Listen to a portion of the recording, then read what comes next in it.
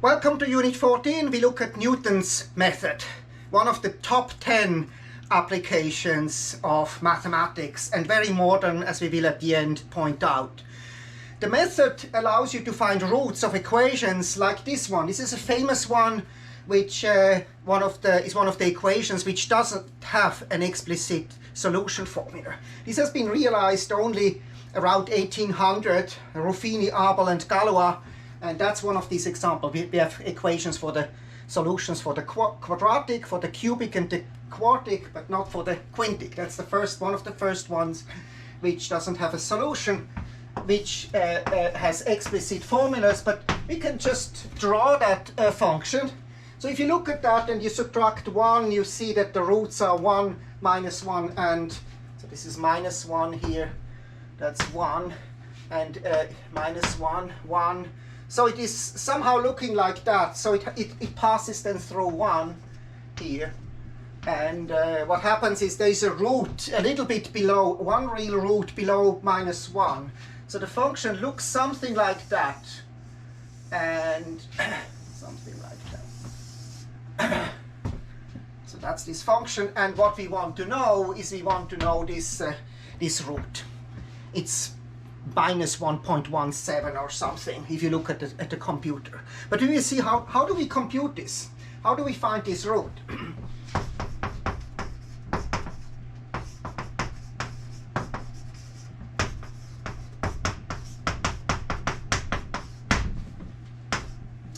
So one of the things we have seen is divide and conquer, right? If you look at divide and conquer, so we can just say take the interval from minus 2 to minus 1, see that there is positive here, negative here, divided by 2, and minus 1.5 divided again, see where it is, and so on, narrow it down. But that gives you actually a quite a fast approximation. 2 to the minus n is the accuracy in after n steps. But the Newton method, which we are going to look at, is much more powerful. So the method has been introduced by Newton in 1669 and Raphson 1690. It's also called the Newton-Raphson method. But what we do is something very simple. So what we do is we take the tangent line at that point. So it's very central to mathematics and calculus, especially that we make a linear approximation here with this tangent line, and then we look what this point is. So this is point Tx. If this point, maybe we start at x equal to minus 1, that would be the point Tx. Now if we look at this, we want to find a formula for t of x. We see that x minus t of x, that's the bottom part, right? That's this here, that's this length here. And we have also the f of x here. So if you look at this triangle here, let me make it blue. If you look at this triangle, which is a right angle triangle, and rise over run, so that's f of x here, and that's x minus t of x. So we take f of x divided by x minus t of x, that's f prime of x. And now it's simple to solve for t of x. So we just multiply out x minus t of x times f prime of x. We take t of x, f prime of x on the other side. So what we get is x times f prime of x minus f of x. And now we divide by f prime of x, so we get x minus f of x over f prime of x. So that's the method. So that's the Newton step.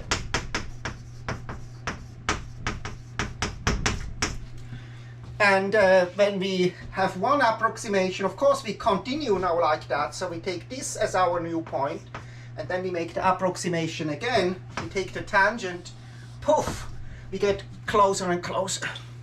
So this is absolutely fantastic, because what we get is the number of digits which we get is doubled each time, and we will illustrate this in example. So Newton, so this is an error 2 to the minus n in n steps. And in this case, it's super exponential. So double accuracy, number of correct digits in each step. So this is exponential, this is super exponential.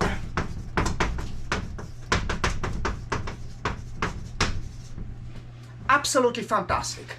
And it works in very general frameworks, also in arbitrary dimensions, in infinite dimensions, in applications like differential geometry, physics, etc., etc. Absolutely fantastic method.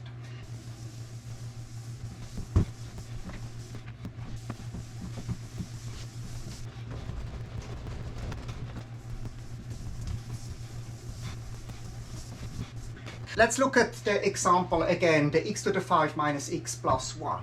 So if we have this f of x is x to the 5 minus x plus 1, and we take f prime of x, and this is 5x to the 4 minus 1. Now we can write t of x. This is x minus x to the 5 minus x plus 1 over 5x to the 4 minus 1. And so actually that simplifies a little bit. So if we want to simplify that, so this is 5x to the 5, 4x to the 5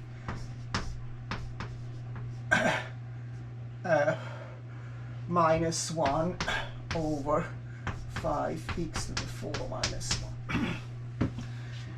So let's get started with a point. Let's get started with the point minus 1 and see what the value. So the value f of x is equal to 1. So x is equal to 1. F of x is equal to 1. F prime of x, let's call it x0 here. That's our starting point. F prime of x is equal to 4. Right. So t of x is equal to 1 minus 1/4. Minus 1. Let's start with minus 1. Of course we start with minus 1. Minus 1, and that has not changed here. So minus 1. We take minus 1 here because that's what we... So we have minus 1, and then we get to the new point. This is x0. We get to the new point x1, which is minus 5/5. Minus 5/4. So this is minus 1.25. So this is x1. Now this is what we call x1. Now we have x2 is just t x1. So that's kind of a little bit something tedious, and t of that is minus 3,381 over 2,869. 2,869. Number 1, it's always negative, so it's minus, and then we have negative 0.0002. Now, maybe the interesting things are 9. 9 we have already minus 108, so it's minus 3, 10 to the minus 108. Fantastic. And in the 10th step, minus 2 times, no, this is actually the 8th step, and this is the 9th step. In the 9th step I have minus 2 times 10 to the minus 215.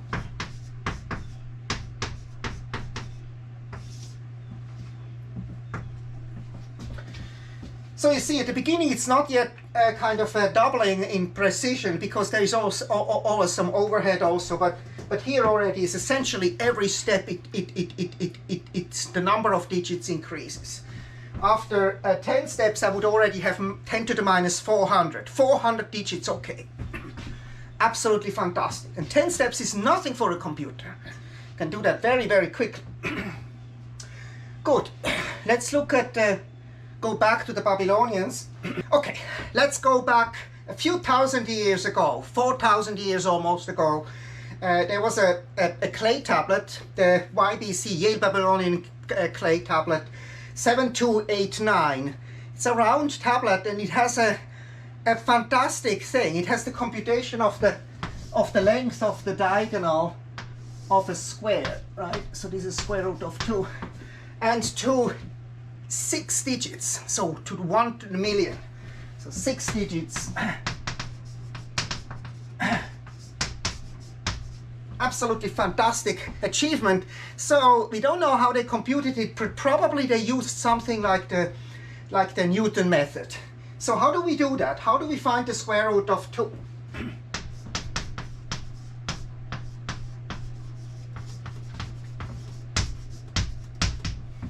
So the Newton method helps. So what we do is we take x squared minus 2 is equal to 0. So that's the function. And if we look at the graph of this function, x squared minus 2, that's a beautiful parabola. So it's minus 2 here. So that's f of x. And we can start with some point, like x0 is equal to 1, and apply the Newton method. So it's equal to 1 here. And so t of x, we can compute that, is just x minus x squared minus 2 over 2x. So that's the Newton method. Let's just see what happens with x1. x1 is t of 1. This is 1 minus 1 over 2. So that's equal to 3/2. That's the second step. So when we do the Newton method here, so we start with 1, we go here, and then we get x1. So this was x0. We get to the new point here. That's our best linear approximation guess. We get 3/2, and then x2 is t of 3/2. Okay, I have that wrong color. So x2 is t of 3/2 is 3/2 minus 9/4 minus 2 over 6/2. So we can compute that again. I'm using a calculator now to compute that again and see what the errors are. 10 to the minus 196. Almost 200 digits after 8 iterations. And the next time with 9 we have actually I did not even get any result anymore because I didn't compute with enough accuracy. So this is totally amazing. After 8 steps here, so 2, 3, 4, 5, 6, 7, 8, we are already 200 digits close to the thing. And that's absolutely fantastic. That's useful in number theory, because in number theory you deal with rational numbers. For example, you want to find rational numbers on some algebraic curve. And in order to do that, apply Newton method. When you know you are on a rational, you will actually hit the rational number if you're close enough. So that's absolutely fantastic. So it has applications also in number theory.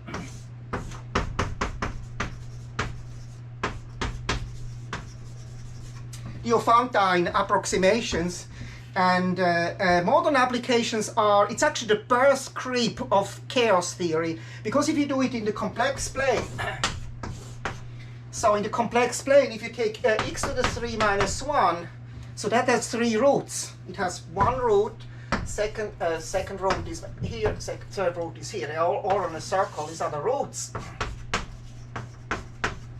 And now you can look at which points are under the Newton iteration going to this point. Which points go here, which points go here. And they form fractal, beautiful entangled sets. It's not clear, it's not a region, just it's a fractal.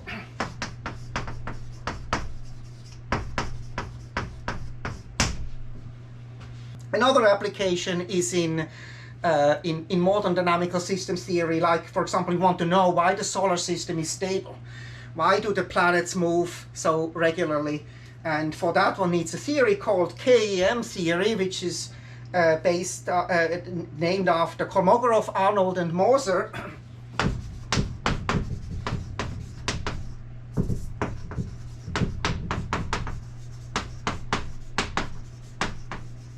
And Morse was my undergraduate advisor, and I wrote a senior thesis with Morse on the motion of charged particles, charged particles in the Van Allen belt. It's a very interesting problem because this is just a one-body problem, and it's chaotic. First of all, there's chaos coming in. It's also stable. You know, one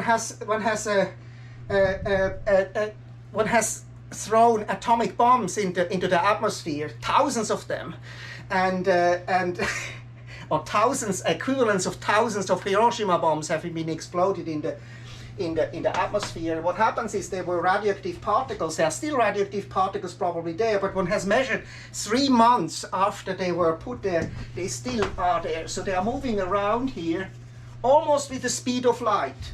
Just a couple of times, you know, maybe they need, they bounce forth and back every few seconds. So it's very, very fast. And they still stay here trapped, even so it's a chaotic system, and even so the solar wind feeds them with new things. But these radioactive particles were not generated by the solar wind; they were generated by humans when they were throwing atomic bombs into the atmosphere in this crazy time between 1945 and 1980. Fortunately, this has stopped. But it's a very, very interesting thing that you have the stability, also the stability of the solar system, which is known to be a chaotic system, but still we can calculate for millions and millions of years what happens with you know, where Mars is, where the Earth is, where Saturn is, etc. So it's very, very interesting, and the key is the Newton method.